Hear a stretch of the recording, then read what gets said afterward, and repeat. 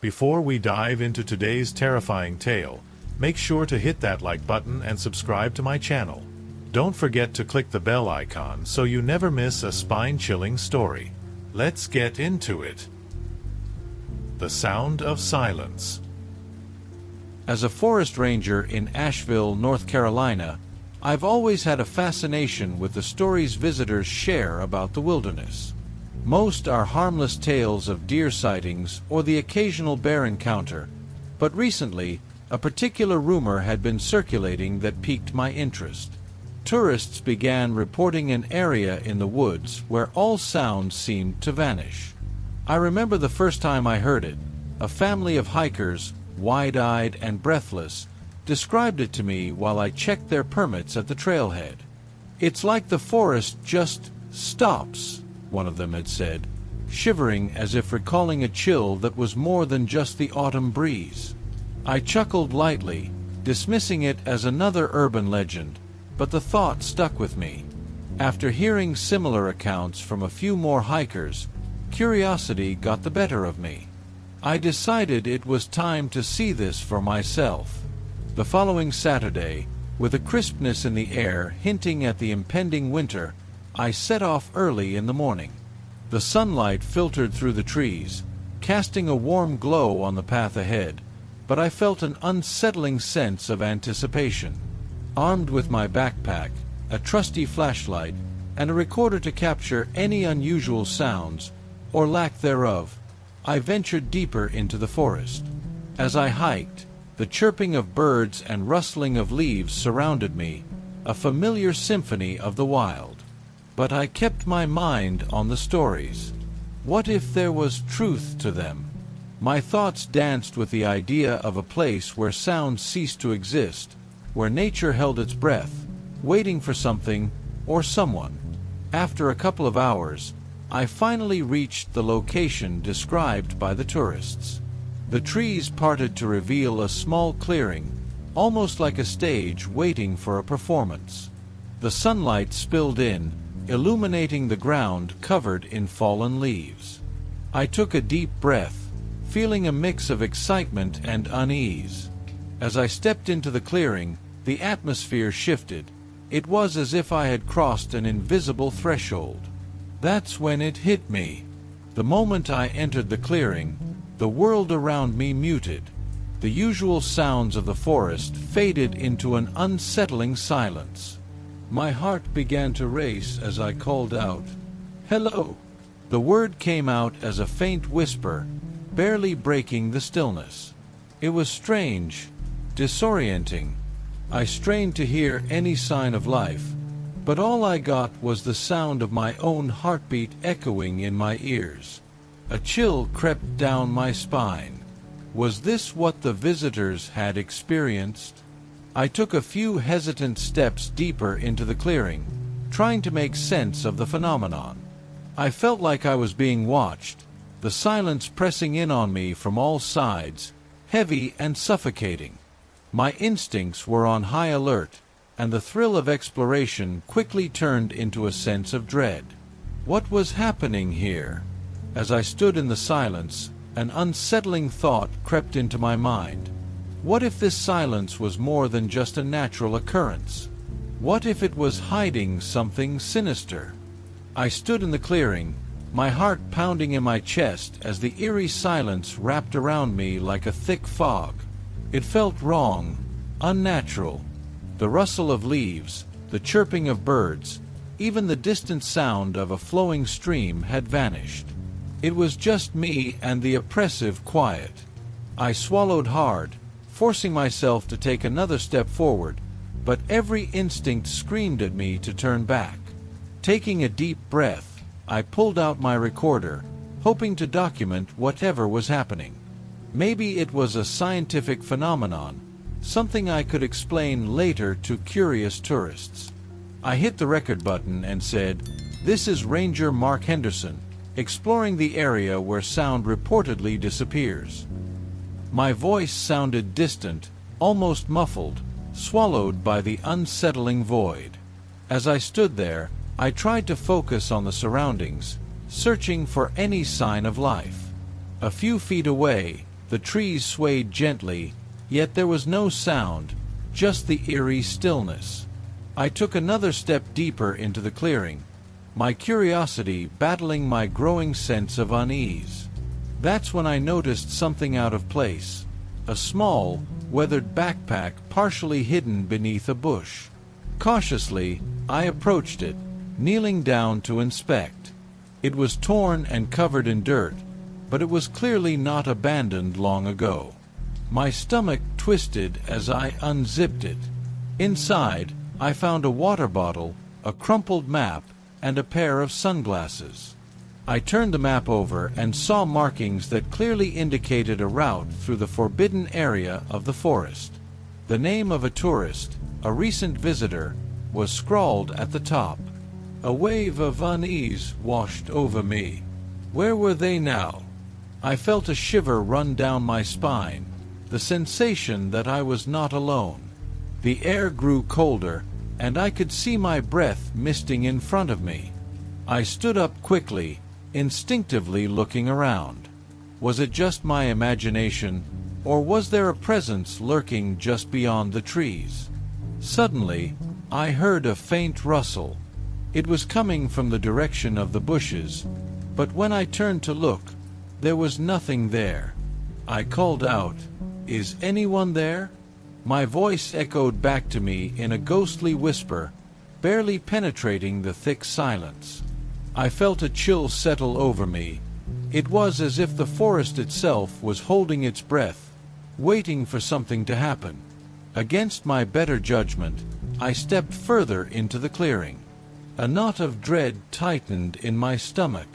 My mind raced through possibilities. What if the rumors were true? What if this silence meant something dark was approaching? I reached for my radio, intending to call for backup, but it was dead. My heart sank. That's when the whispers began. At first, they were soft, like a distant breeze.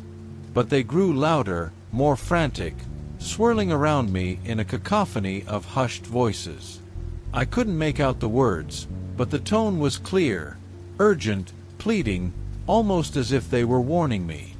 I felt an overwhelming urge to flee, but my legs wouldn't move. I was rooted to the spot, ensnared by the sound of the silence that surrounded me. The whispers intensified, wrapping around me like a vice, squeezing the air from my lungs. I tried to scream, but no sound came out. Just then, I caught a glimpse of movement in my peripheral vision, something darting between the trees. My instincts kicked in, and I finally broke free from my paralysis. I turned and ran, my heart racing, fear propelling me forward as the whispers turned into chaotic screams behind me. I needed to escape the clearing. I had to find my way back before whatever was hunting me made its presence known. I stumbled through the dense underbrush, my heart pounding in my chest like a drum. The chaos of whispers seemed to follow me, echoing in my mind as I pushed my way through the trees. Panic clawed at my throat, making it hard to breathe. I could still feel the weight of that suffocating silence clinging to me, but I had to escape. As I navigated the familiar trails, I felt an unsettling sensation of being watched. Each snap of a twig or rustle of leaves sent shivers down my spine. I glanced over my shoulder, half expecting to see something lurking just beyond the shadows, but there was nothing, only the relentless forest that felt both familiar and alien. After what felt like hours of running, I finally reached a part of the trail I recognized. It was a small clearing with a weathered sign that read, "Caution, restricted area." I skidded to a halt, panting, my mind racing. I couldn't shake the feeling that I was not alone, that something was still behind me, lurking in the shadows. I fumbled for my radio again, desperate to make contact with my team, but the screen remained dark. Frustration bubbled inside me, mingling with fear. I needed help. I needed to tell someone about the whispers and the backpack and the unshakable dread that had settled in my bones. As I stood there, trying to gather my thoughts, I noticed something moving further down the trail. A figure appeared through the trees, a man stumbling toward me, his clothes tattered and dirty, his eyes wide with terror. Relief washed over me momentarily. Someone else had made it out. "Hey!" I shouted, waving my arms. "Are you okay?"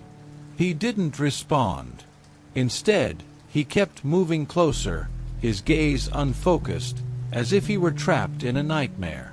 My heart sank as I took in his disheveled appearance. He looked like he had been through hell. "Where are the others?" I pressed, hoping for some answers. But he continued to approach me, his expression blank. Just as he was about to reach me, he stopped abruptly, his body going rigid. "It's coming," he finally whispered, his voice barely audible. The words sent chills down my spine. I glanced around, my instincts screaming that we needed to leave this place. "What do you mean?" I asked, but before he could reply, a loud crack echoed through the trees, sending a jolt of fear through me. It was followed by an unnatural silence, thicker than before, as if the forest itself was holding its breath. The man's eyes widened in panic, and I felt a rush of adrenaline. "We have to go." "No." I urged him, but he shook his head, fear etched on his face. "It won't let us leave," he said, his voice trembling. "I don't know what it is, but it's watching us." Before I could question him further, the air around us shifted again. A deep, unsettling growl reverberated through the trees, primal and menacing. My body reacted before my mind could catch up. I grabbed the man's arm, pulling him toward the path that led back to safety. We ran together, adrenaline fueling our every step. The whispers transformed into frantic cries that echoed in my mind, urging me to keep moving. As we dashed through the underbrush, I could feel a presence closing in behind us, a dark force that thrived on fear and despair. "Don't look back," I shouted, not wanting to see what was pursuing us. We pushed forward, weaving through the trees as the growl grew louder, echoing in a rhythm that matched our pounding hearts. I focused on the path ahead, praying that we would reach the edge of the forest. Just as we broke through the thicket, the ground beneath us shifted, a loose branch snapping as I stumbled. I quickly regained my footing, but when I turned to check on the man, he was no longer by my side. "Where are you?" I yelled, panic rising in my throat. My breath quickened as I scanned the area, but the trees loomed ominously, hiding whatever had taken him. I felt the cold grip of dread settle in my stomach. I was alone again. The whispers returned, swirling in a chaotic dance around me, louder now, filled with urgency and despair. I had to get out. I had to escape whatever darkness was lurking in the forest. I sprinted toward the edge of the woods, determined to leave the terror behind, but I couldn't shake the feeling that I was being hunted. The dense foliage gave way to a narrow dirt path, and I surged forward, my lungs burning with each desperate breath. I glanced back one last time, half expecting to see the man, the lost soul who had momentarily shared my panic, emerging from the shadows. But there was nothing, only the oppressive quiet of the forest pressing in around me.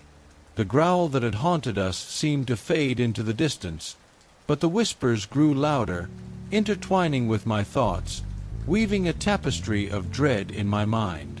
Asterisk, it's coming. It's coming for you. Asterisk. I forced myself to concentrate on the path ahead, pushing aside the gnawing fear that threatened to consume me. The forest was starting to close in again, branches reaching out like skeletal fingers, and I could almost hear them beckoning me back into their embrace. The thought made my skin crawl. I stumbled into a small clearing where the sunlight broke through the canopy above. I stopped, panting, my heart racing as I scanned the area for any sign of my surroundings. The sounds of nature returned, a stark contrast to the silence I had just experienced, but something felt off. The birds were silent, and the air felt charged with an unseen tension. Just then, I spotted something on the ground, a torn piece of fabric, maybe a jacket. My gut twisted as I recognized the pattern. It was from one of the tourists, the group that had wandered into the forbidden area. I knelt down, examining it more closely, and felt a chill run through me. This was no ordinary accident. Something had happened here. A rustling noise startled me, and I jumped to my feet, instinctively looking around for any sign of danger. Then I saw it, a small, makeshift campsite set back in the trees, barely visible. Tent poles were strewn about, and a few personal belongings lay scattered. My heart sank. The campers must have been caught off guard, just like me. I approached cautiously, every instinct on high alert. There were more pieces of clothing, some with dark stains that looked disturbingly like dried blood. The whispers intensified again, echoing in my ears. Asterisk leave. Get out while you can. Asterisk. Ignoring the voice, I moved deeper into the camp, my curiosity pulling me closer. As I rifled through the items, a sense of urgency washed over me. I needed to know what had happened to them. Suddenly, I noticed a backpack half buried under some leaves. I tugged it free and opened it. Inside were more personal items, cell phones, a camera, and a small notebook. Flipping through the pages, I discovered frantic scribbles, notes about their exploration of the forbidden area. Each entry grew more erratic, filled with wild drawings and ramblings about voices in the woods, shadows that moved on their own, and a pervasive silence that engulfed everything. My heart raced as I realized these were the last thoughts of someone who had experienced the same nightmare I was living. Suddenly, I heard a snapping sound behind me, and the air grew heavy again. The forest seemed to close in, and I could feel that dark presence returning, creeping closer. Panic surged within me. I had to leave. I couldn't stay here any longer. I stuffed the notebook into my pocket and turned to flee, but before I could move, the whispers escalated to a cacophony, drowning out my thoughts. Asterisk run. It's coming. Asterisk. I sprinted back towards the path, adrenaline fueling my every step. But as I moved, the ground beneath me shifted unexpectedly, and I stumbled again, falling hard against the ground. A sharp pain shot through my ankle, but I couldn't stop. I struggled to regain my footing, pushing through the pain as I heard the growl once more, closer this time. The shadows seemed to lengthen around me, and I could feel an unseen force closing in. I fought through the haze of fear, desperate to escape whatever horror was stalking me. I dashed down the path, the whispers now turning into screams, the forest itself seeming to close ranks against me.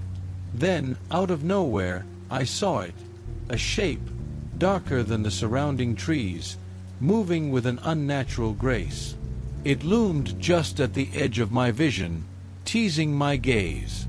My heart pounded as I dared to look, but when I turned, there was nothing, only silence. I gritted my teeth, forcing myself to keep moving. Each step felt heavier, each breath more labored. The shadows danced around me, flickering at the corners of my vision, but I couldn't let fear take hold. I needed to get to the edge of the forest, needed to escape this waking nightmare.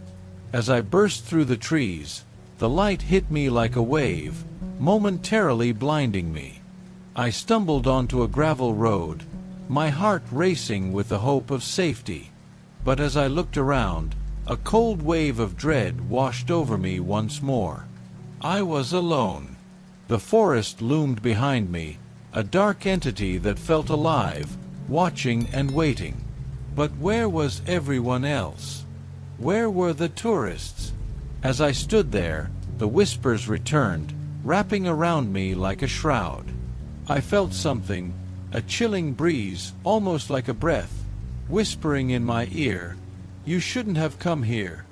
Standing at the edge of the forest, I fought to catch my breath, the cool air stinging my lungs as I stared into the dark thicket behind me. I felt a sense of urgency. If I didn't get away now, I might never escape the horrors lurking within those trees. Yet, the questions swirled in my mind. What had happened to the others? I hesitated for a moment, grappling with the weight of that uncertainty. But the instinct to survive overpowered my curiosity. I turned away from the forest, heading down the gravel road, my heart pounding a relentless rhythm of fear and desperation. With each step, I glanced back, half expecting to see someone emerge from the shadows, but only the forest's oppressive silence greeted me. I kept telling myself that I had made it out, that I was safe, but deep down, I felt the chill of dread creeping back in. I was free, but was I truly safe? As I walked, the unease intensified. The road seemed to stretch endlessly, and the shadows of the trees began to loom large behind me. I quickened my pace, the sound of my footsteps echoing eerily in the silence. It was as if the forest was watching me, waiting for me to make a mistake. Suddenly, I heard it, a faint rustling from the underbrush, a soft thump that sent a jolt of fear through me. My heart raced, and I turned, squinting into the dim light filtering through the trees. "Hello!" I called out, my voice trembling. No response. Just that pervasive silence, heavier than before. I shook my head, trying to dispel the growing paranoia. It was just my mind playing tricks on me, right? I pushed on, forcing myself to focus on the road ahead. But with every step, I felt the air grow thicker, the atmosphere charged with something sinister. Then, a sudden scream tore through the quiet, sharp and piercing. It was a sound filled with raw terror, echoing from somewhere deep in the woods. I froze, blood running cold in my veins. My instincts screamed at me to run, but I felt paralyzed, the fear rooting me to the spot. That scream, it was human. A rush of adrenaline surged through me, and I finally turned and sprinted back toward the forest's edge, fighting against the dread that threatened to pull me in. My heart raced, pounding in sync with the blood roaring in my ears. Each step felt like a race against time as I pushed deeper into the woods, drawn by that haunting cry. The trees closed in around me, the familiar sounds of the forest now a twisted symphony of terror. I had to find the source of the scream. There was no choice. As I pushed through the branches, the silence returned, heavy and foreboding, wrapping around me like a shroud. Then I stumbled into the clearing where I had found the campsite. My breath hitched as I realized that the scene had changed. The belongings were scattered more haphazardly, and now there were fresh tracks leading away from the area. I followed them, heart racing, desperation clawing at my insides. And that's when I saw them. Just beyond the clearing, there were figures moving, shadowy forms hunched and indistinct, whispering to one another in hushed tones. My instincts screamed at me to flee, but I pressed forward, drawn by an inexplicable urge to understand what was happening. Suddenly, one of the figures turned, and my heart dropped. It was a woman, her face pale and drawn, eyes wide with terror. "Help!" she cried, her voice shaky, barely a whisper against the oppressive silence. I rushed toward her, fear igniting my every sense. "What happened? Where is everyone?" I demanded, but her eyes were unfocused, filled with a haunting terror that chilled me to the bone. They're not coming back. You have to run," she gasped, looking over her shoulder as if she were expecting something to emerge from the shadows. Before I could respond, the air shifted, the atmosphere thickening with an unseen presence. The whispers grew louder, a cacophony of voices rising from the depths of the forest. Asterisk, get out! Get out now! Asterisk. Panic surged through me. I grabbed her arm, ready to pull her away, but the moment I touched her, she went rigid, eyes glazing over in a way that sent ice coursing through my veins. "It's coming," she murmured, a look of pure horror etched on her face. "It knows we're here." I turned, heart racing, scanning the darkened woods, but before I could react, the world around me went silent again. The eerie quiet descended, suffocating and absolute, as if the very air had been sucked away. I could feel it closing in, something ancient and malevolent lurking just beyond my vision. "Run!" I shouted, pulling her along as I forced myself to move. The oppressive weight of the silence bore down on us, but I could hear my heartbeat, thundering in my ears, drowning out the whispers for a brief moment. We broke free from the clearing, but the shadows began to dance around us, flickering and twisting as if alive. Every instinct screamed at me to flee, to escape the horrors that were closing in, but the woman was slowing, terror paralyzing her. "Keep moving," I urged, dragging her with me as the whispers grew louder, the shadows beckoning us back into their grasp. Just as I thought we had escaped, the growl erupted from the darkness, low and menacing, echoing in the silence like a death knell. We stumbled through the trees, fear driving us forward, the forest alive with the sound of our frantic breaths and pounding hearts. I could feel the cold breath of whatever hunted us right behind, the heat of its malice closing in. Finally, we burst into a small clearing, the sunlight breaking through the canopy like a beacon of hope. We fell to the ground, gasping for air, our hearts racing. But as I looked back, the shadows remained, lurking just beyond the edge of the light. I could still hear the whispers, the threat of the darkness promising to return. It would never truly let us go. And as we lay there, shivering in the sunlight, I knew we were not safe yet, not from the horrors of the forest or the silence that awaited us again. This was only the beginning. The Forbidden Forest. It was a quiet morning at the ranger station, the kind of peaceful silence that always makes me feel uneasy, especially out here. The forest reserve stretched for miles, thick with trees and untamed wilderness, but there was one area I always kept an eye on, the off-limit zone, the Forbidden Forest. I don't know exactly how the story started, but the locals spoke of it as cursed. Strange things had happened there for as long as I could remember. People getting lost, sightings of odd shapes in the trees, even whispers that the forest itself was alive. I had learned to take the warnings seriously. Over the years, I'd seen enough weirdness in those woods to know that not all legends are just stories. But tourists, they never believe it, always wanting to explore where they shouldn't. It was around noon when a group of 5 hikers walked into the station.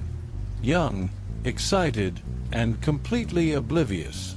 I could tell right away they had one goal in mind.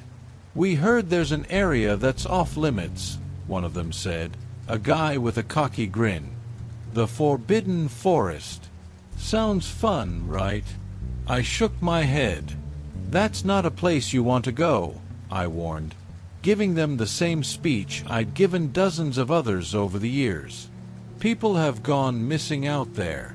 No trails, no markers. It's easy to get lost. And things happen in those woods that I can't explain." They laughed it off, of course. To them, it was just another thrill.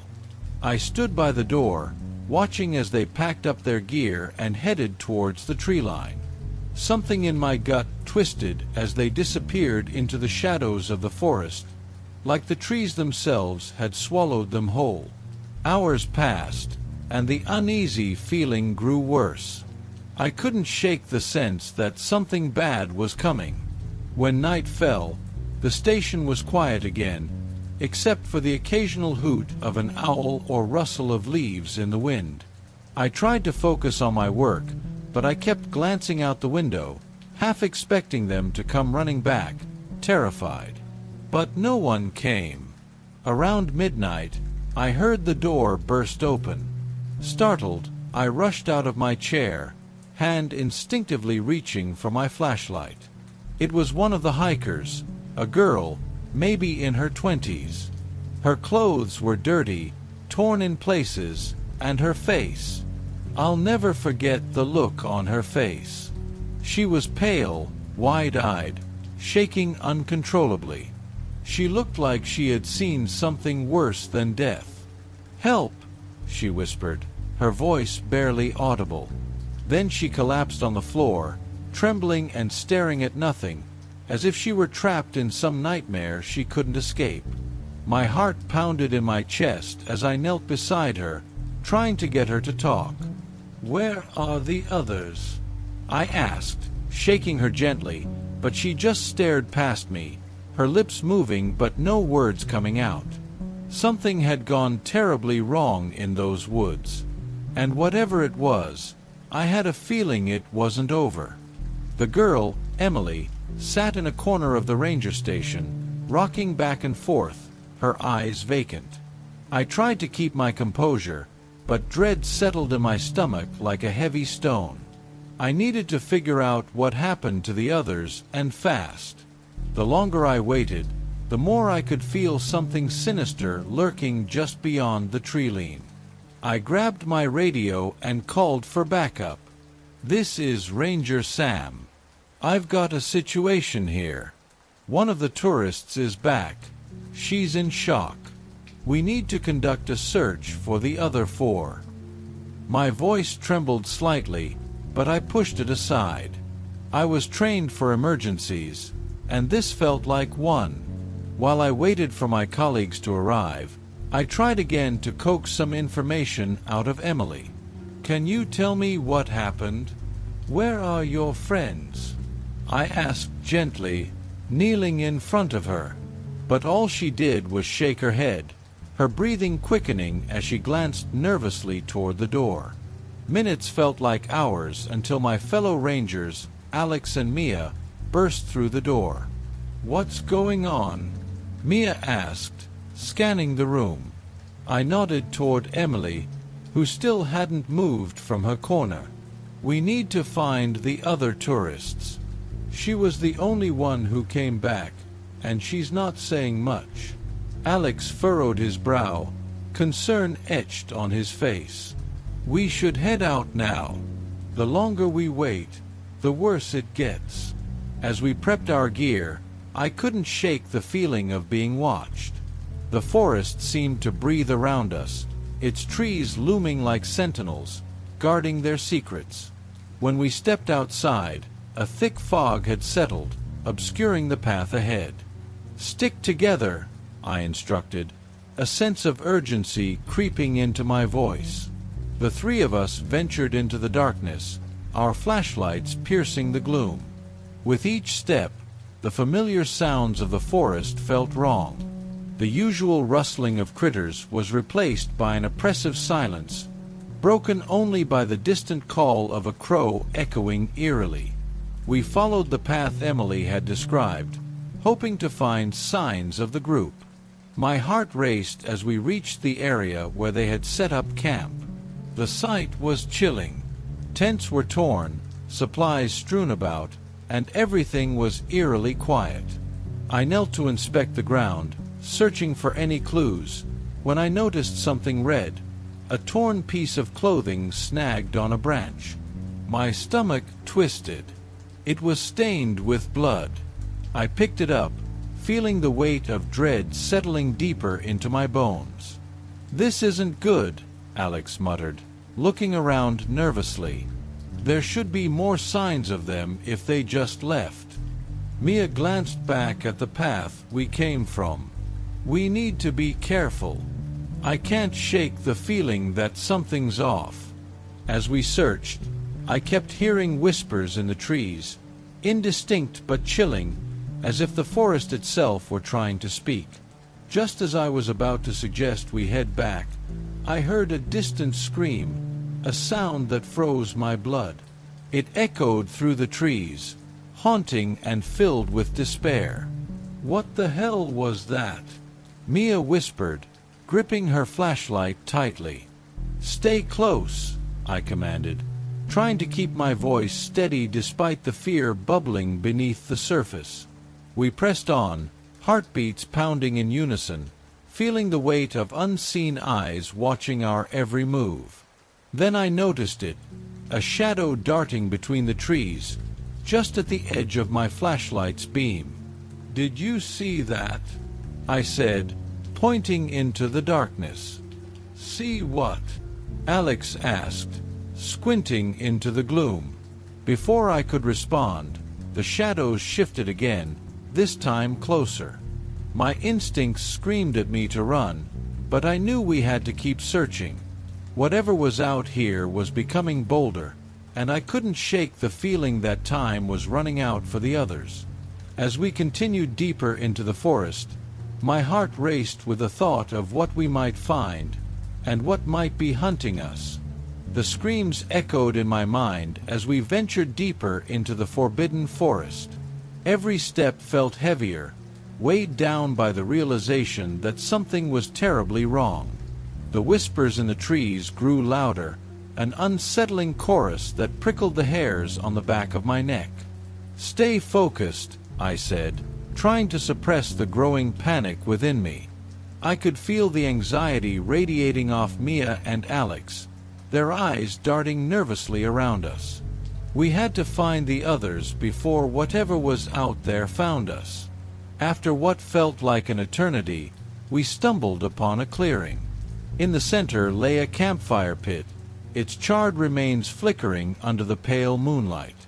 The area was eerily silent, but something caught my eye, a series of footprints leading away from the pit, deep into the thicket. They looked fresh, as if someone had hurriedly dashed away. "Look," I whispered, pointing at the tracks. "They went this way." We followed the trail, the ground crunching beneath our boots. The further we went, the denser the trees became, the underbrush thick with brambles that clawed at our clothes. I strained to listen, trying to catch any sign of the missing tourists. My flashlight beam danced over the trees, but all I saw were twisted branches and shadows that felt alive. "Do you think they're okay?" Mia asked, her voice trembling slightly. "I don't know," I replied, forcing a calmness I didn't feel. "But we can't stop now." Just then, a rustling sound made us freeze. I turned my flashlight towards the source, heart pounding in my chest. The beam illuminated a pair of eyes staring back at us from the darkness. A deer, wild and startled, bolted into the night. "Just an animal," I breathed, relief washing over me for a moment before the weight of the forest crept back in. We pressed on, but then I noticed something strange. The footprints in the dirt had suddenly stopped, as if the person had vanished into thin air. Confused, I knelt down, inspecting the ground for any sign of where they might have gone. They were just here. Where could they have? A sudden scream shattered the silence again, this one far more frantic than before. It pierced through the trees, slicing through the air like a knife. My heart dropped as I recognized the voice. It was Emily. "Emily!" I shouted, panic rising in my throat. We have to go back. We retraced our steps, adrenaline pumping through my veins. I felt like we were running against time, but as we approached the clearing again, I realized something was horribly wrong. The fire pit was now surrounded by a thick fog that had not been there before, twisting and curling like tendrils reaching out to ensnare us. "Where's Emily?" Mia asked, fear lacing her voice as we rushed into the clearing. "She was just here," I replied, dread creeping in. The shadows felt thicker now, the air charged with something sinister. And then I saw it. A figure standing just beyond the tree line, partially obscured by the fog. It was small, hunched, its movements jerky and unnatural. "Emily!" I shouted again, but the figure didn't respond. It just stood there, swaying slightly, its head cocked at an odd angle as if it were studying us. "Get back!" Alex shouted, pulling us both behind him as he raised his flashlight. "Is that her?" Mia whispered, voice shaking. I squinted, trying to see better, but the fog swirled around the figure like a shroud. My heart raced as the thing turned its head slowly to look at us. I couldn't see its face, but something about the way it moved sent chills down my spine. "Emily!" I called out again, hesitating. And then, without warning, the figure lunged into the darkness, disappearing just as quickly as it had appeared. I felt a surge of adrenaline as I stepped forward, determined to chase after it, but Alex grabbed my arm. "Don't! We need to regroup," he urged, his eyes wide with fear. I glanced back toward the direction we had come from, knowing we couldn't just stand there. "We can't leave her," I insisted. But the forest felt alive around us, breathing, watching, as if it was conspiring against us. The whispers grew louder, surrounding us with an unsettling cacophony that seemed to mock our fear. "Okay," I said, taking a deep breath. "We stick together. We go back to the ranger station, get more help." Reluctantly, we turned back, moving quickly but cautiously, every rustle in the bushes setting my heart racing. We made our way through the trees, but the forest seemed to shift around us. I felt the weight of unseen eyes on my back, following us as we retraced our steps. And as we approached the clearing again, I froze. The campsite was completely empty. No tents, no signs of struggle, just silence. Where did it all go? Mia whispered, trembling beside me. The forest felt like a living entity now, its breath heavy and malevolent. I had a feeling we were not alone, and the true horror of the forbidden forest was only just beginning to reveal itself. Panic coursed through my veins as I stood in the clearing, looking at the barren campsite that had once been alive with laughter and conversation. "This can't be happening," I muttered, my voice barely above a whisper. "They were just here." Mia's breathing quickened, and I could see the fear in her eyes. "We need to get out of here, Sam. This place isn't right." I nodded, but I was torn. We had to find the others. Emily was out there somewhere, and if that strange figure was her, we needed to help her. But the forest loomed around us, oppressive and sinister, swallowing our hope. "Let's check the perimeter one more time," I said, forcing a sense of determination into my voice. "We can't give up yet." We ventured further into the trees, scanning every inch of the ground for any sign of the missing tourists. The air was thick with dread, and I felt a chill creep up my spine with each rustle in the bushes. As we walked, I couldn't shake the feeling that something was tracking us, lurking just beyond the shadows. After what felt like an eternity, we stumbled upon a narrow path that led deeper into the woods. "Maybe this is where they went," I suggested, my voice shaky. Mia glanced at me, uncertainty etched on her face. "Are you sure? We should really head back to the station. We'll be back in a few minutes." "I promise," I reassured her, pushing down the gnawing anxiety rising within me. We stepped onto the path, the fog thickening around us as we moved forward. With every step, the whispers intensified, wrapping around us like a shroud. "Can you hear that?" I asked, my heart racing.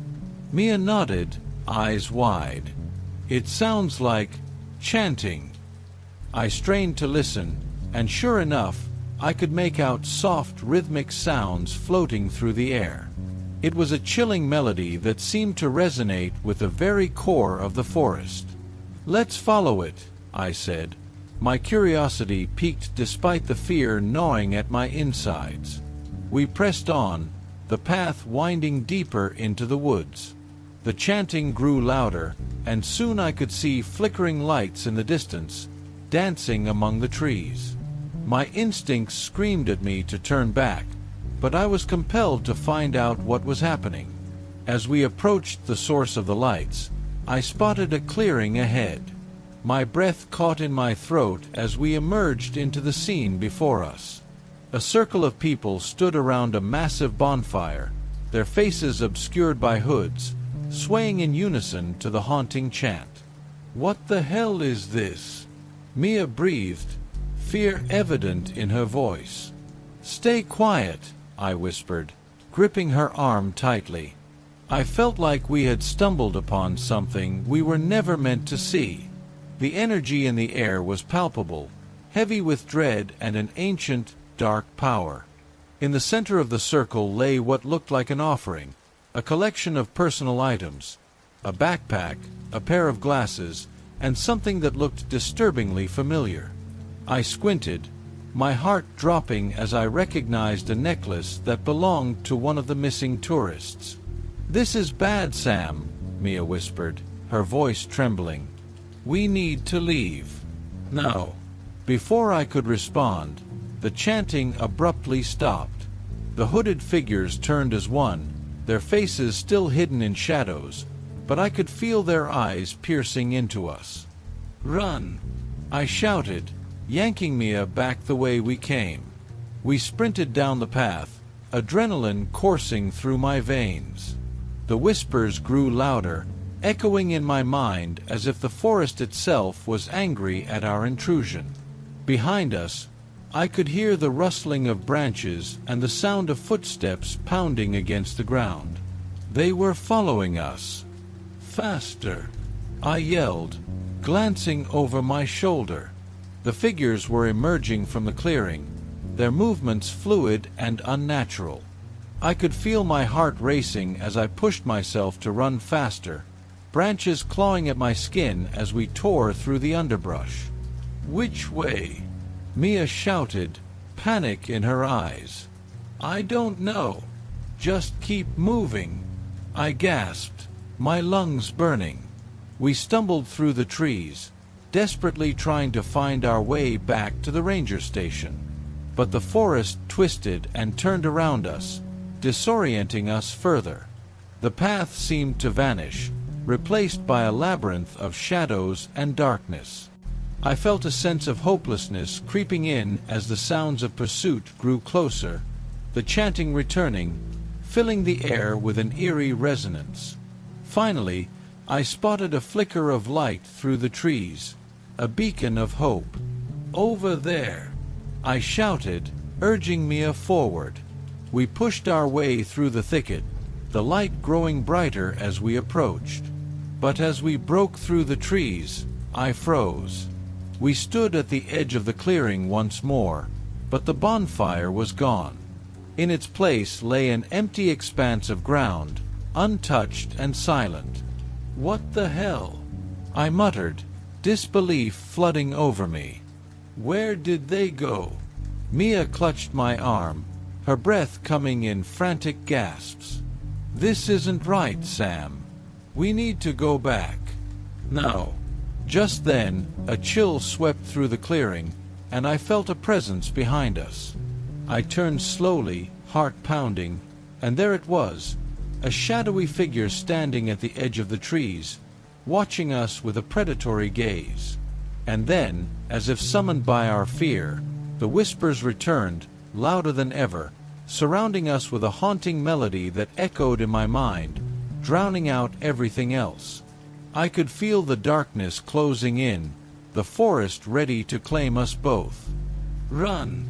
I yelled again, but as I turned to flee, I realized that the forest was no longer just a place. It was a trap, and we were its prey. We sprinted back through the trees, the shadows closing in around us. My heart thundered in my chest, and panic surged through my veins. The whispers grew louder, drowning out my thoughts, weaving through the branches like a sinister lullaby. Sam, "Where are we going?" Mia's voice pierced through my fear, but I didn't have an answer. All I knew was that we had to keep moving. We couldn't let them catch us. As we stumbled deeper into the forest, I glanced back, searching for any sign of our pursuers. The shadowy figure lingered just out of sight, but I could feel its presence, a cold weight pressing down on me. It was as if the very trees were watching us, holding their breath, waiting for the moment to strike. "Mia, we have to find the ranger station," I shouted, desperation rising in my throat. "It's our only chance." She nodded, determination flashing in her eyes. We pushed forward, hoping to find a way out, but the forest twisted like a nightmare, branches grasping at our clothes as we ran. Every direction felt the same, and the familiar landmarks began to blur into an endless sea of trees. Just when I thought we were trapped forever, we burst into a small clearing, a place I didn't recognize. In the center stood an old, dilapidated cabin, its windows dark and foreboding. I hesitated, fear coursing through me. What if they're inside? "We don't have a choice," Mia urged, her voice shaking. "We can't keep running aimlessly. We need to hide and figure this out." I glanced back at the shadows weaving through the trees, and with a deep breath, I nodded. "Okay, let's check it out." We approached the cabin cautiously, every creak of the wooden floorboards echoing in the stillness. I pushed the door open, and it swung wide with a groan, revealing a dark interior filled with dust and forgotten memories. The air was thick with a musty smell, and I could see the outlines of old furniture covered in sheets, like ghosts of the past. "Stay close," I whispered to Mia as we stepped inside. The door slammed shut behind us, and I felt a shiver run down my spine. This place feels wrong. The cabin was eerily silent, except for the occasional sound of our breaths and the faint rustle of leaves outside. I scanned the room, trying to shake off the feeling of dread creeping in. There was an old fireplace, and beside it lay a collection of strange artifacts: bones, feathers, and what looked like a weathered book with a cracked spine. "What is all this?" Mia asked, her voice barely above a whisper as she picked up one of the feathers. "It feels ritualistic." I took a step closer to the fireplace, my curiosity piquing despite the fear gnawing at me. I reached for the book, brushing off layers of dust. As I opened it, the pages fluttered, revealing strange symbols and drawings, visions of a dark ceremony performed in the very woods we had ventured into. My blood ran cold as I realized we had stumbled into something ancient and dangerous. Just then, I heard a soft whisper behind me, barely audible but unmistakable, "Leave, while you can." I spun around, but there was no one there. The air felt charged with energy, the atmosphere thickening as the shadows outside grew darker. "Mia, did you hear that?" I asked, my voice trembling. She nodded, her eyes wide with fear. We need to go. Now. As we turned to escape, the door wouldn't budge. I pushed against it, panic rising as I pulled harder. Come on! With one final shove, the door swung open, but the forest was different now. The shadows had thickened, the whispers more intense, and the air crackled with an ominous energy. We have to go back, I shouted, urging Mia to run. We dashed into the trees, but as we fled, the forest seemed to close in around us, branches snapping and roots tangling at our feet. I could feel the presence behind us, hot on our heels, a primal force intent on keeping us there. Mia, keep moving, I yelled, desperation in my voice. But as we ran, I could feel the energy shifting. The forest felt alive, alive in a way that was both beautiful and terrifying. The trees leaned closer, their branches twisting, as if trying to reach out and ensnare us. And then, just as hope began to flicker away, we stumbled back into the clearing where the bonfire had once blazed. The figures were there again, gathered around, their hoods obscuring their faces, but this time they turned towards us with chilling, hollow eyes. "Help us!" I screamed, but it was no use. The forest's power silenced my voice, and a wave of despair washed over me. I felt trapped, ensnared in a web of darkness, the forest claiming its prize. As the figures advanced, I grasped Mia's hand, our breaths quickening in unison. "We need to fight back," I shouted, but deep down, I knew it was futile. The ancient forces of the forest were too strong, and we were mere intruders in their domain. Just then, I felt a sharp pain pierce my side. I looked down to see a thorny vine wrapping around my waist, pulling me into the depths of the darkness. "Mia!" I cried, my voice breaking as I watched her struggle against the shadows. But it was no use. The forest had taken hold of us, binding us to its ancient curse. And as the shadows consumed me, I realized the truth. Curiosity had led us into the heart of darkness, and now we were nothing more than echoes in the woods, forever trapped in the whispers of the forest.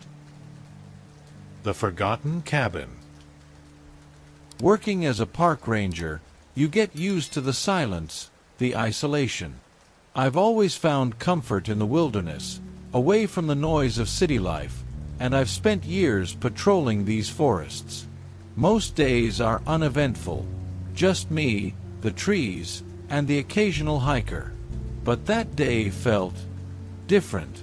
The air was heavy, like it was pressing down on me, though I couldn't quite explain why. I was assigned a new route that morning, deeper into a part of the forest I rarely visited. As I walked, my radio crackled with static, something I dismissed as a bad connection. The path grew narrower, and I felt a strange urge to keep going, though every part of me screamed to turn back. That's when I saw it. Through the thick underbrush, I caught a glimpse of something that didn't belong, a weathered old cabin, barely visible between the trees. It was tucked away in a clearing, the kind you wouldn't notice unless you were looking for it. I paused, staring at it for a moment. We have maps for every inch of this forest, but I had never seen this cabin before. I told myself it was probably some abandoned hunting shack, left behind years ago. Still, I couldn't shake the feeling that something was off. The windows were dark, the wood warped and rotting, like it hadn't been touched in decades. Vines twisted up the sides of the cabin, as if the forest itself was trying to reclaim it. Curiosity got the better of me. I pushed through the undergrowth and approached the cabin, my boots crunching on dry leaves. As I got closer, the air around me seemed to thicken, and the usual sounds of the forest, birds, rustling leaves, distant wildlife, faded into silence. My hand hesitated on the doorknob, cold to the touch, before I twisted it and stepped inside. The air was stale, thick with dust, and my eyes had to adjust to the dim light filtering through the cracks in the wooden walls. Inside, everything seemed frozen in time. A wooden table stood in the center of the room, cluttered with objects: a pair of old boots, a faded coat draped over a chair, and a half-eaten meal, now rotten and covered in mold. The place looked as if whoever had been here had left in a hurry. But how long ago? And why? The hairs on the back of my neck stood up as I moved deeper into the cabin, each step sending small clouds of dust into the air. I could feel something watching me, though I knew I was alone. Or at least, I thought I was. That's when I heard it.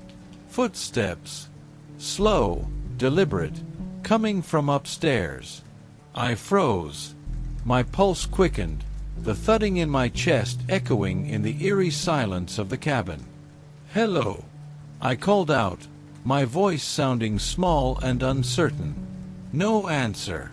Just the sound of those footsteps above me, pacing back and forth. My mind raced.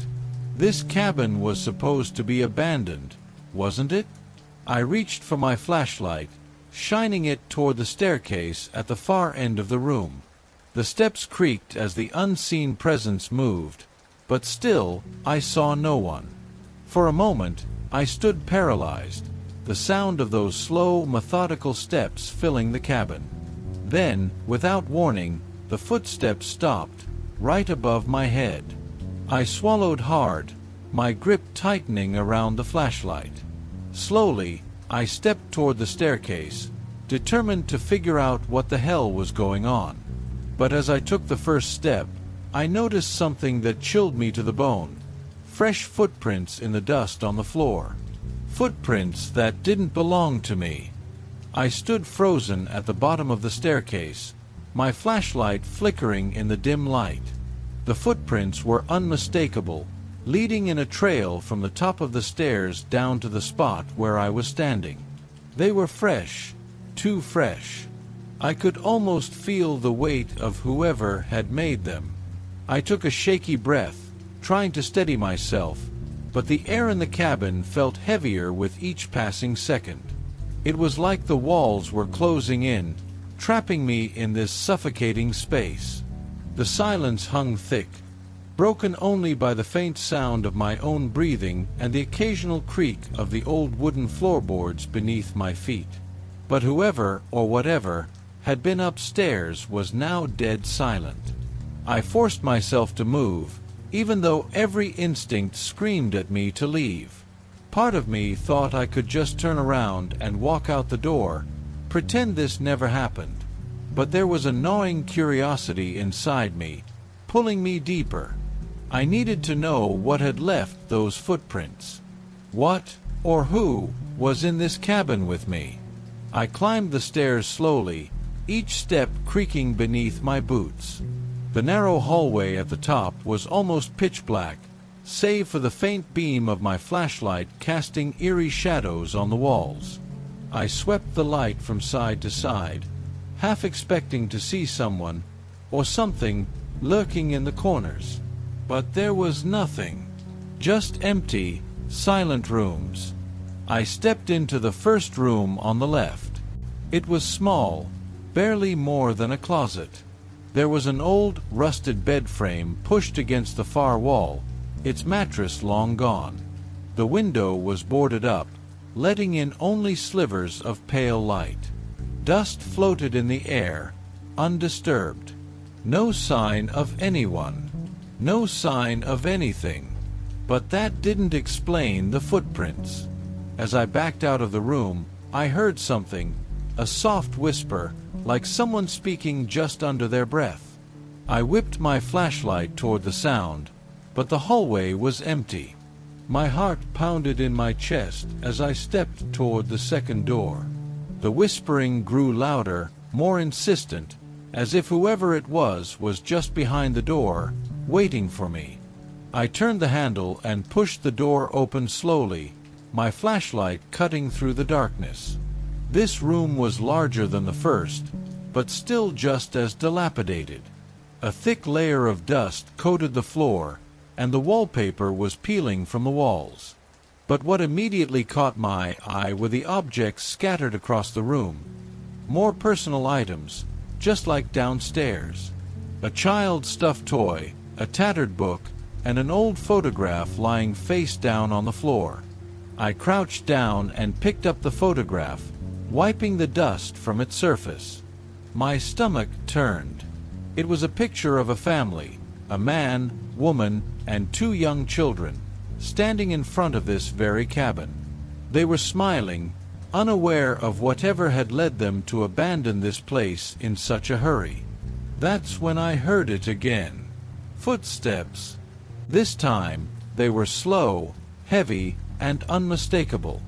They were coming from the hallway, right outside the door. My flashlight flickered as I stood up, my breath catching in my throat. I swung the beam toward the doorway, but the light bounced off empty space. The footsteps continued, closer now, as if circling just outside the room. I stepped back, my heart racing, gripping the flashlight so tightly my knuckles ached. "Who's there?" I shouted, my voice hoarse. But there was no response, just the relentless pacing, moving back and forth outside the door. Suddenly, the footsteps stopped, and an eerie stillness fell over the cabin. For a few seconds, I stood frozen, unsure whether to move or stay still. My mind raced with possibilities, none of them comforting. Then, as if in answer to my thoughts, the door behind me slammed shut with a deafening bang. I jumped, spinning around to face the door. The knob rattled, as if someone, or something, was trying to open it from the other side. I lunged forward and grabbed the knob, twisting it, but it wouldn't budge. I was trapped. Panic set in as I pounded on the door, trying to force it open. The whispering returned, louder this time, like it was coming from all directions. I backed away from the door, my flashlight flickering again, casting erratic shadows across the room. I was no longer alone. I could feel it. There was something here, watching me, waiting. And then, just as suddenly as it had started, the whispering stopped.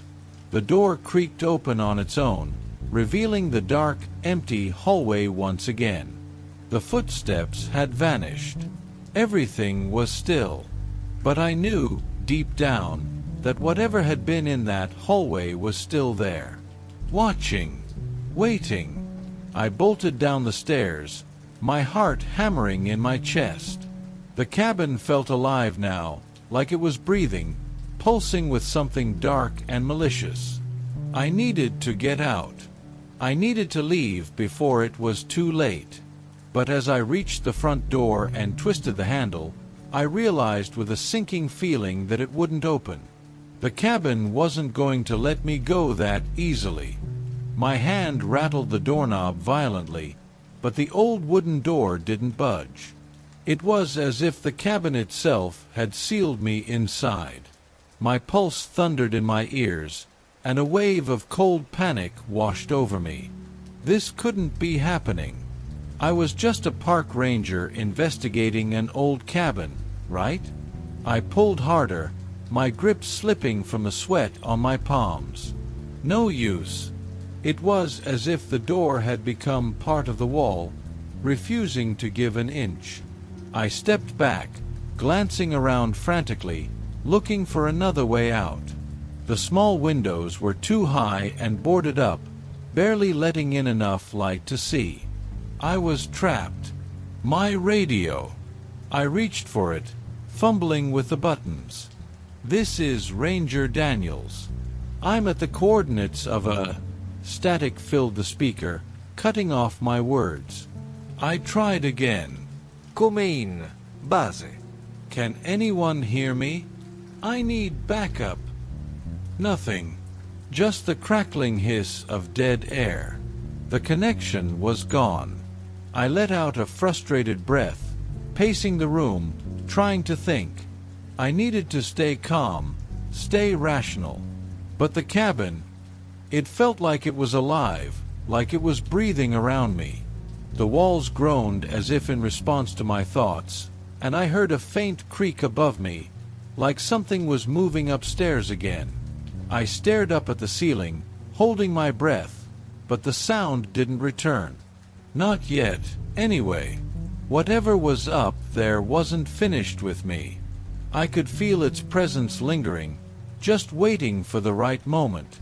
A part of me wanted to flee, but there was nowhere to go. That's when I noticed something strange on the wall near the door. A carving, shallow but deliberate. I stepped closer, my flashlight revealing crude, jagged letters scratched into the wood. It looked like a name, Eli Thompson. I ran my fingers over the rough letters, my mind racing. The name felt familiar, though I couldn't place it. Had I read it in an old report? Maybe a missing persons file? There were always rumors of people disappearing in the woods, stories passed between rangers on long night shifts. But before I could think any further, a loud thud echoed through the cabin, coming from upstairs. This time, there was no mistaking it. Something heavy had just moved above me. I felt a chill creep down my spine, a deep, primal fear telling me to get out. Asterisk now. Asterisk, but I couldn't leave, not through the door. And something in me wanted to know what was up there. I gripped the flashlight tightly, forcing myself to move back toward the stairs. They loomed in front of me like a dark mouth, waiting to swallow me whole. My legs felt heavy as I climbed, each creak underfoot reminding me of the strange presence I'd felt before. At the top of the stairs, the hallway stretched out before me, impossibly long, with doors on either side. I knew there had only been 2 rooms earlier, but now it seemed like there were more, doors I hadn't noticed, or doors that hadn't been there. My throat tightened as I took another step forward, the air thick with something I couldn't name. The third door on the right was slightly ajar, a thin beam of light spilling out from the crack. I stepped toward it, my heart pounding in my chest. The hairs on my arms stood on end as I reached for the door and pushed it open. The room was unlike any of the others. It was bare, except for a single wooden chair in the center. And sitting in that chair was a figure, a man. His back was to me, slumped forward, motionless. His clothes were old, covered in dust, and his head hung low, as if he hadn't moved in years. I swallowed hard, unsure whether to approach or flee. Something about him felt wrong, terribly wrong, but my body moved on its own, drawn toward him. "Sir." My voice was barely a whisper, my words trembling in the thick air. No response. I circled around the chair slowly, keeping my distance, the beam of my flashlight flickering over the man's features. His face was gaunt, pale as death, and his eyes were open, staring straight ahead, vacant and glassy. I took a step back, feeling the bile rise in my throat. This man wasn't alive. Not anymore. As I turned to leave, a low groan echoed through the room, and the temperature dropped instantly. The door I had just come through slammed shut behind me, and I heard it again, those damned footsteps, slow and deliberate, coming down the hallway. But this time, I didn't wait. I backed away from the chair, from the figure in it, my breath coming in ragged gasps. My flashlight flickered, the bulb sputtering and casting long, distorted shadows across the walls. I pressed my back against the far wall, my eyes darting to the door, waiting for whatever was pacing out there to make its move. Then I heard it, whispers, growing louder, more frantic. They were coming from the man in the chair, his lips moving ever so slightly, repeating a single name over and over. Asterisk Eli Thompson. Eli Thompson. Eli Thompson. Asterisk. I couldn't breathe. My flashlight flickered out, plunging me into complete darkness. The whispers became deafening, swirling around me like a storm, filling my mind with a growing terror I couldn't escape. And then, just as suddenly as they had begun, the whispers stopped. But the footsteps did not. They were coming for me. The darkness was suffocating. My heart raced as I pressed myself against the cold, rough wall, straining to listen to the footsteps that echoed ominously in the hallway. The whispers had faded, but the chilling presence remained, suffusing the air with a palpable fear. I felt trapped, not just in the cabin, but in some sinister web that had ensnared me. I dared to breathe, the stale air heavy in my lungs. It was a mistake. A rush of adrenaline surged through me, and I instinctively turned to search for an escape. My fingers brushed against the wall, finding the edge of the door frame. In the blackness, I could barely make out the outline of the door I had come through. Suddenly, a loud crash echoed from the far end of the hallway. I flinched, the sound ricocheting through my mind, amplifying the terror clawing at my chest. Whoever, or whatever, was out there was closer now, and I had to move. I had to get out. With a deep breath, I steadied myself and darted toward the door. I yanked it open, praying it wouldn't jam like before. Light spilled into the dark room, illuminating the hallway, and I stumbled into the corridor, nearly losing my balance. The footsteps stopped. I froze, my breath hitching in my throat. I scanned the hallway, looking for the source, but it was empty. No sign of the man in the chair or whatever had been lurking in the shadows. Just silence and the faint scent of decay that hung in the air. Gathering my courage, I started to backtrack, moving cautiously toward the stairs. Every creak of the floorboards beneath me sent tremors of dread coursing through my body. As I reached the top of the stairs, I felt an icy draft sweep past me, the temperature plummeting even further. Goosebumps prickled my skin. And then I heard it again, a voice, clear and desperate, slicing through the silence. "Help me!" It echoed from one of the rooms off the hallway, and against my better judgment, I felt an overwhelming urge to respond. "Hello? Is someone there?" My voice trembled as I stepped toward the room from which the voice had come. The door was slightly ajar, just like the last one, and I could see the faintest hint of movement inside. I pushed it open, the door creaking ominously as I entered. The room was dark but different, almost too still, as if it were holding its breath. And then I saw him, a figure slumped in the corner, knees drawn to his chest, rocking back and forth. I approached cautiously, the floorboards groaning under my weight. "Are you okay?" I asked, but the figure didn't respond, lost in his own world of despair. As I moved closer, I could make out the features of the man.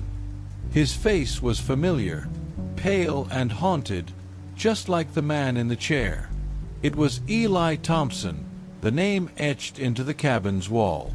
My heart sank as I realized the truth. This was the man who had disappeared, who had become part of this dreadful place. "Eli!" I called out again, my voice barely above a whisper. "What happened to you?" He looked up, and his eyes met mine, empty, devoid of hope. "You shouldn't be here," he rasped, his voice cracking like dried leaves. "It's not safe. They won't let you leave." "Who? Who won't let me leave?" I pressed, fear flooding my veins. He shook his head, tears streaming down his gaunt cheeks. "The forest. It doesn't want you to go. It's watching, always watching. It took me, and now it wants you too." A chill gripped my heart. I thought of the whispers, the footsteps, the overwhelming sense of dread that had followed me since I entered the cabin. "I need to get out of here, Eli. Can you help me?" His gaze shifted toward the door, his body trembling. "You can't go out there. It's too late. They're already here." Before I could respond, the door slammed shut behind me, sealing us inside. I spun around, panic surging through me as I pulled at the doorknob, but it wouldn't budge. My breath came in quick gasps, and I could hear Eli's ragged breaths matching my own. Then I heard it again, the footsteps, growing louder and closer. I pressed my back against the wall, glancing around for something, anything to defend myself.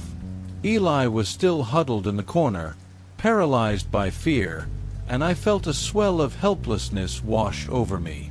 As the footsteps echoed outside, a low growl reverberated through the air, sending shockwaves of terror through my body. It was no longer just a presence. It was something tangible, something hunting us. "Eli!" I shouted, desperation clawing at my throat. "We have to find a way out." He looked up at me, his expression a mix of horror and resignation. "There's no escape. Once you hear it, it's already too late." Before I could respond, the door rattled violently, and I turned to face it. The sound of claws scraping against the wood filled the air, each scratch echoing like a death knell. I could feel the weight of despair settling in my chest, suffocating me. And then it stopped. The silence was deafening, heavy with an oppressive darkness. I exchanged a glance with Eli, and in that moment, we both understood. Something was about to break through, and we had no way of knowing what would happen next. The silence was more terrifying than any noise. Eli and I stood frozen, our hearts pounding in unison as we waited for whatever was outside to make its next move. I could feel the walls closing in on us, the air thickening with dread. I knew that whatever was lurking in the shadows was aware of us, watching, waiting. Suddenly, the door shuddered violently, rattling on its hinges as something heavy slammed against it from the other side. The sound echoed through the room, making my blood run cold. I glanced at Eli, his eyes wide with terror, and for a brief moment, I saw the little spark of hope extinguish in them. I couldn't let that happen. "We can't give up," I yelled, forcing my voice to stay steady. "There has to be a way out." He shook his head, tears glistening in his eyes. "You don't understand. It's not just the cabin, it's the forest itself. It doesn't want us to leave. Once it has you, it won't let go." I could feel my heart racing. "Then we fight back. We can't let it win." Another heavy thud hit the door, this time with a ferocity that sent shivers down my spine. I could see splinters flying as the wood began to crack under the pressure. We had only moments before it broke through. Desperately, I searched the room for something, anything that could help us defend ourselves. My eyes landed on an old rusted axe propped against the wall. I rushed over and grabbed it, feeling the weight of the cold metal in my hands. It wasn't much, but it was better than nothing. "Eli, we need to get ready," I shouted, turning back toward him. "We'll fight together." He stared at the door, a defeated look on his face. "It won't matter. You can't fight it." But I refused to accept defeat. I stepped toward him, brandishing the axe. "We have to try. We're not going to let it take us." Just then, the door exploded inward with a deafening crash, sending shards of wood flying into the room. I braced myself, swinging the axe as a dark figure surged into the room. It was a monstrous silhouette, a twisted version of something human, its eyes glowing with an unnatural light. I could feel its malice radiating through the air, suffocating me with fear. "Run, Eli!" I shouted, my voice barely cutting through the terror. I lunged at the creature, swinging the axe wildly, but it dodged effortlessly, moving with an eerie grace. Eli finally snapped out of his daze and darted toward the broken door, but the creature was faster. It swiped at him, and I heard him yelp in pain as he fell to the ground. My heart sank as I saw the creature loom over him, its breath hot and rancid. No. I screamed, charging at the creature with renewed fury. I swung the axe, connecting with its shoulder. It let out a guttural roar, a sound that shook me to my core. But it didn't stop. Instead, it turned to me, eyes blazing with fury, and in that moment, I felt an overwhelming sense of dread. I had angered it. The creature lunged at me, claws outstretched, and I barely had time to react. I swung the axe again, missing as it veered to the side, its form shifting and writhing in the dim light. "Eli, get up!" I shouted, panic flooding my voice. I couldn't do this alone. I could feel the creature closing in, and I needed him to fight with me. With a groan, Eli scrambled to his feet, clutching a broken piece of furniture. "What do we do?" he shouted, fear etching his features. "Distract it. We need to get to the door," I yelled, my heart racing as I dodged another swipe from the creature. It was relentless, and each time I barely escaped its grasp, I felt my resolve wavering. Eli hurled the piece of furniture at the creature, and it shrieked, momentarily distracted. "Now," I urged, sprinting toward the door. We raced through the wreckage, but as we reached the threshold, the creature surged after us, blocking our escape. I took a deep breath, ready to face it one last time. "Eli, run!" I shouted, swinging the axe again, but this time I aimed for the creature's glowing eyes. If I could just hit it, maybe we would have a chance.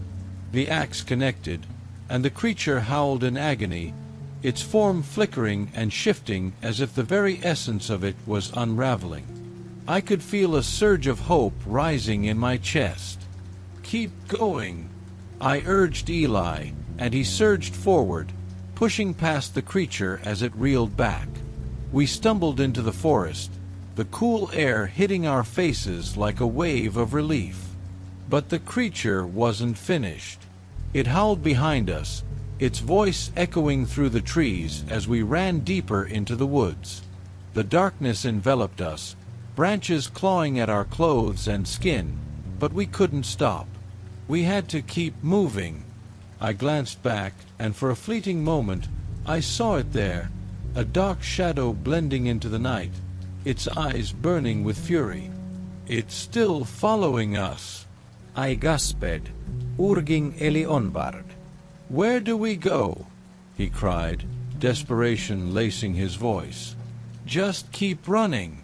We have to find a way out," I shouted, feeling my lungs burning as we pushed ourselves to the limit.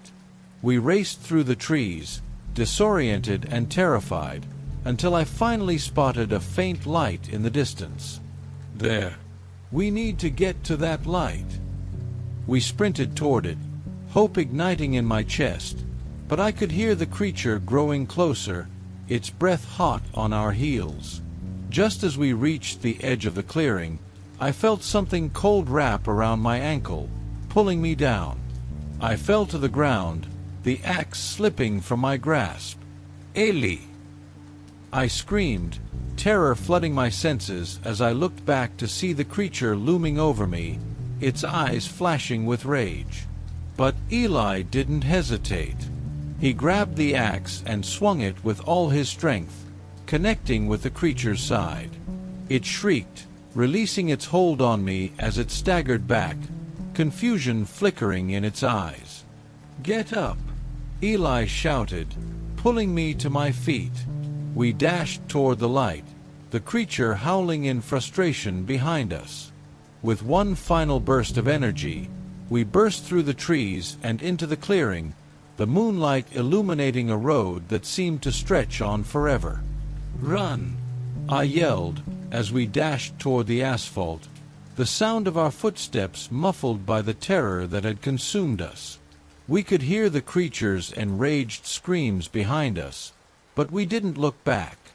We just kept running until we reached the road, our hearts pounding, the horror of the cabin behind us.